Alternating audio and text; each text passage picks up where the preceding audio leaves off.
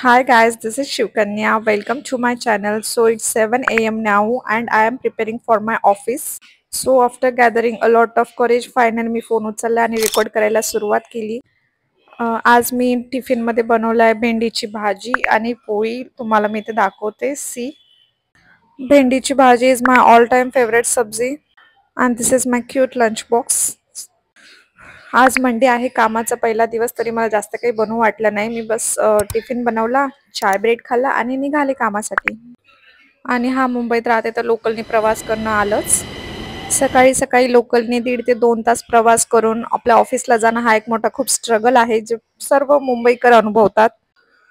त्यातलीच मी एक आहे. सो सकाळी 8 ते रात्री 8 असाच माझा दिवस निघून जातो आणि रात्रीचे 8-8:30ला मी घरी पोहोचते. That's the daily routine.